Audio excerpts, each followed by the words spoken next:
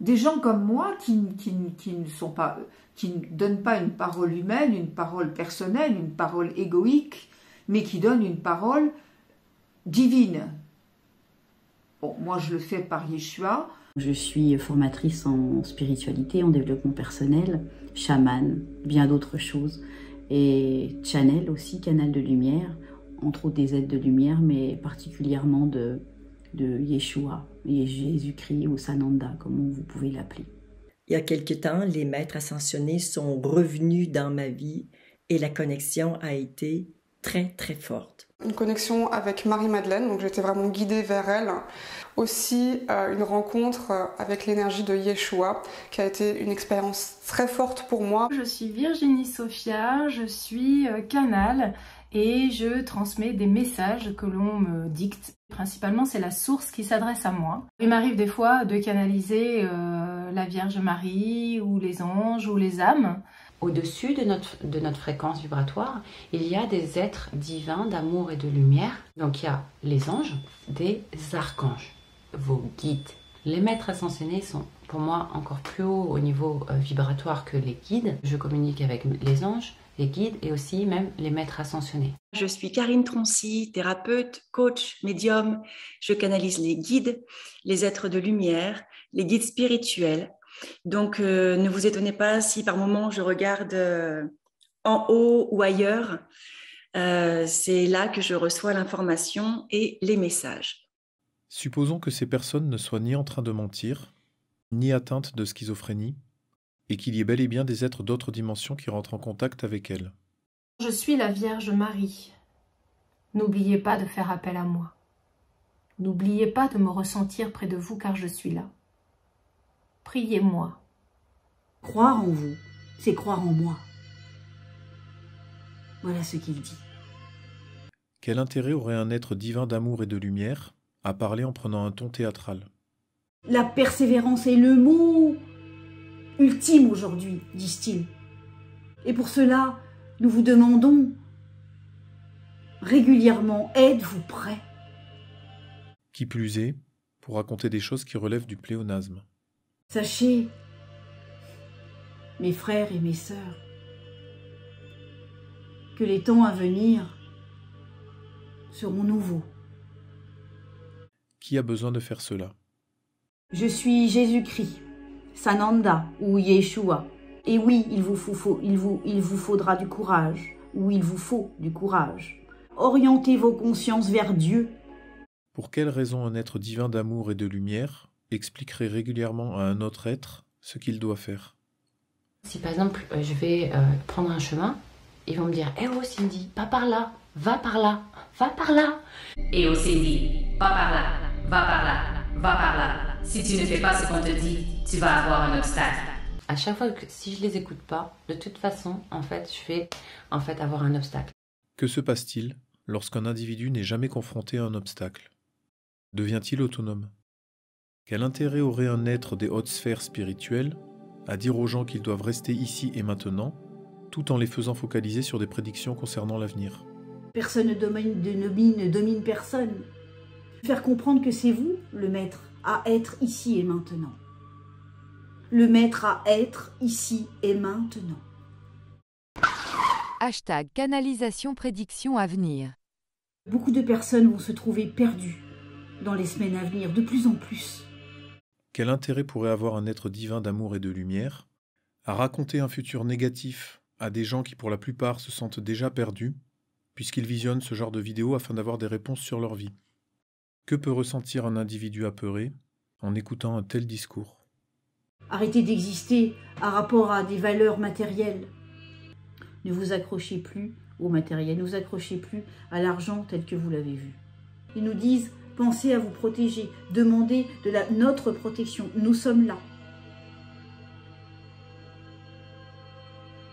Le 23 avril, il y aura un atelier, le lien sera en dessous de la vidéo. C'est un atelier qui aura un soin très puissant, comment devenir un être libre. Comment devenir un être libre en demandant la protection de quelqu'un? Ils me disent c'est comme s'ils allaient apporter l'énergie nécessaire, comme un espèce de bouclier, un bouclier aux énergies négatives, parce que plus vous allez vous élever et plus on subit d'attaques, donc ça il faut faire très attention. À quoi cela sert-il de s'élever si c'est pour subir de plus en plus d'attaques qui, pour être neutralisées, nécessitent l'apport énergétique de quelqu'un d'autre? Comment se fait-il qu'en nous élevant, nous n'ayons pas l'énergie nécessaire pour nous protéger nous-mêmes, si tant est qu'il y ait besoin de se protéger de quoi que ce soit? De quel être libre parle-t-on ici? Si les guides du monde invisible n'étaient pas des êtres bienveillants d'amour et de lumière, on pourrait être amené à croire qu'ils appliquent des stratégies de manipulation qui consistent, entre autres, à apeurer le prospect afin de lui vendre une solution. Ce qui va arriver, ça va bouleverser. Et il y a des choses qui vont se passer. J'entends des gens mécontents, j'entends des gens en colère. J'entends que ça va péter. Tout ce que je vous dis, attention, hein, c'est pas pour que vous soyez dans la peur en disant « Oh là là, qu'est-ce qui va se passer? Mon Dieu, j'ai peur !» Alors, il me dit « Prenez des bains ». Apparemment, il y a quelque chose avec l'eau, sous la douche ou dans le bain. Et du coup, ça m'amène à une petite transition parce que je viens de sortir le 12 avril 2022 mon premier livre aux éditions Le Duc. Vous pouvez vous sentir déraciné, vous sentir mal. Et justement, là-dedans, c'est un livre soin, en fait. Vous avez la prière à l'ange de l'eau. Il y a plein de choses dans ce bouquin qui m'a été dicté par les guides. Vous avez des soins d'une fée, d'un dragon. C'est un livre magique, en fait. Voilà, quoi, c'est un cadeau. C'est un cadeau que m'ont fait les guides et que je vous fais. Le livre de Karine Troncy est payant. Vous avez vraiment tout, hein. Comment nettoyer une pièce, je parle de l'ombre également, comment se protéger de l'ombre, comment percevoir l'ombre. Ce livre, il est vraiment là pour vous aider. Et ce que les guides disent, c'est que tout a été fait pour qu'il soit accessible à tous. Si ce livre contient tout ce dont nous avons besoin, et que le but des guides, qui sont bien plus évolués que nous, est de rendre ce livre accessible à tous, alors pourquoi ne pas simplement le publier gratuitement sur Internet? Les youtubeurs classiques demandent souvent à leurs spectateurs de s'abonner à leur chaîne, de mettre un pouce en l'air, de visionner leurs vidéos en entier, de les commenter et de les partager, parce qu'ils savent que ces choses participent à un meilleur référencement de leur chaîne par YouTube, et donc au développement de leur activité commerciale. Mais qu'est-ce qui pourrait motiver un être divin d'amour et de lumière des plans supérieurs à faire la même chose? J'ai reçu une canalisation là tout à l'heure de Yeshua, il est parmi nous. Je vous demanderai, il me demande de vous dire de partager un maximum cette prière, cette canalisation, car elle a toute son importance. Partagez un maximum. Merci de partager ce message à un plus grand nombre. Merci de partager un maximum ce message, car il est important. Et ce soin est plus qu'important pour tous nos frères et nos sœurs. Je compte sur vous. Yeshua compte sur vous. Tout le monde compte sur vous. Je compte sur vous. Partagez un maximum. Ne vous étonnez pas si par moment je regarde en haut ou ailleurs. C'est là que je reçois l'information et les messages.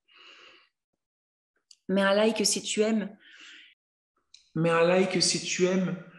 Les guides seraient ravis que les autres guides puissent entrer en action pour tout le monde. Donc partage, diffuse, like. Ça me fait rire d'imaginer les guides partager la vidéo. Mais ils me disent oui, mais Aurore, on aimerait bien. C'est comme si, tu sais, j'ai l'impression d'être la porte-parole des guides. Ils me disent oui, mais c'est ça, Aurore, tu es la porte-parole des guides.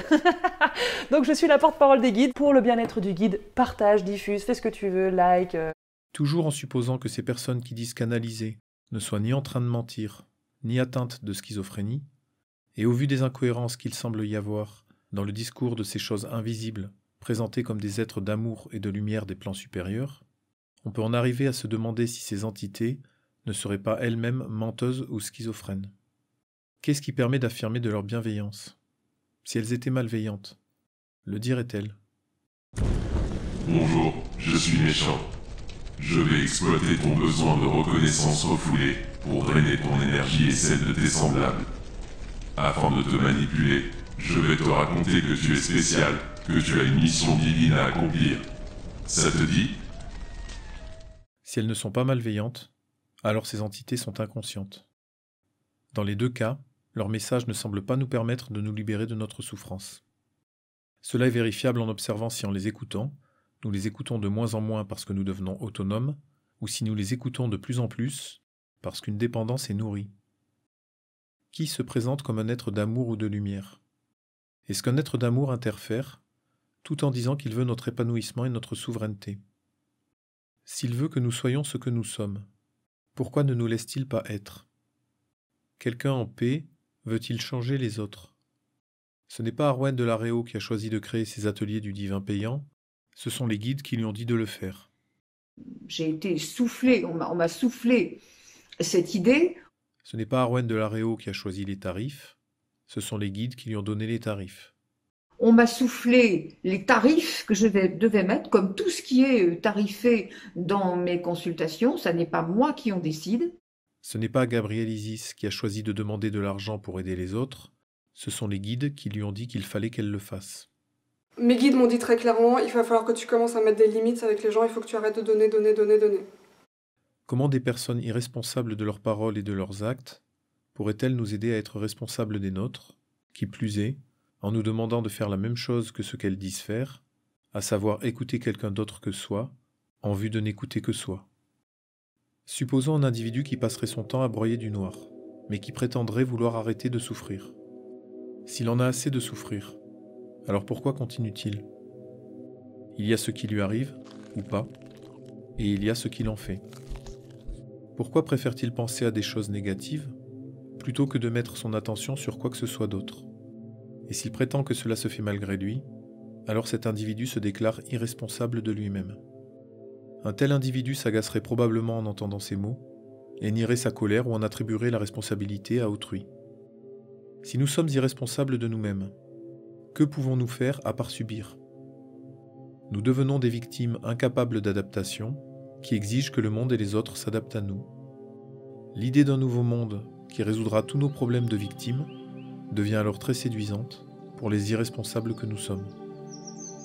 À ceux qui croient que le nouveau monde arrive, je vous invite à envisager sincèrement qu'il n'y aura jamais de nouveau monde, pas d'ascension, rien, jamais. Et observez ce que vous ressentez. Est-ce qu'un être en paix a besoin d'un nouveau monde? Celui qui vend l'idée d'une nouvelle terre, d'un lendemain meilleur, voire lumineux, à des gens qui ne supportent pas maintenant, est-il en train de les aider à se libérer de leur souffrance, ou est-il en train de les aider à s'enfermer encore plus dedans, en les empêchant d'être conscients de leur mal-être? Comment pourrait-on savoir comment arrêter de souffrir lorsque l'on est anesthésié au point de ne plus se rendre compte que l'on souffre? Anesthésié au point de décrire le fournisseur de drogue comme l'incarnation de la lumière, et ce qui diminue l'effet de la drogue, et donc amène plus de conscience, comme une attaque de l'ombre. Si chacun acceptait la responsabilité de ce qui vit en lui maintenant, y aurait-il encore des gens, pour en écouter d'autres leur raconter qu'un nouveau monde va bientôt arriver, mais que l'on ne peut pas prédire quand, car tout dépend de nous? Ça va au rythme de l'élévation de nos consciences. C'est pour ça que quand vous nous demandez qu'ils disent une date ou quelque chose, on ne peut pas vous la donner parce que tout dépend de vous. Si chacun acceptait la responsabilité de ce qui vit en lui maintenant, y aurait-il encore des marchands de spiritualité? Cette vidéo, elle est dans l'évolution et dans l'urgence de la situation, elle est plus que primordiale, disent-ils. On va tenter de vous expliquer, ils disent bien, l'urgence de ces deux lignes de temps pour l'avenir de l'humanité. Il y a l'Armageddon ou l'Ascension. On a jusqu'à 2025 pour agir, mes amis. 3 ans. Juste, ils me disent quelque chose de très important. Ils m'ont enseigné ça. Ils m'ont dit, au départ, il était prévu en fait qu'il y ait une guerre nucléaire, mais on est passé à côté. Mais vous savez, grâce à qui? À nous. Parce que justement, il y a les consciences qui se sont éveillées. Donc, plus vous allez monter vos vibrations, plus vous allez affiner votre intuition et l'être souverain que vous êtes à l'intérieur divin et qui va se révéler aussi au fur et à mesure où vous allez vous élever en vibration. C'est pour ça qu'on vous propose des enseignements sur le canal d'Auréa. Nos étudiants ont vu leur vie changer grâce à ça. L'avantage du cursus qu'ils nous ont offert, qu'ils m'ont offert en enseignement et qui m'ont autorisé à vous transmettre, parce que je suis là pour transmettre, je suis là pour élever les consciences, je suis là pour aider à vous sauver en fait.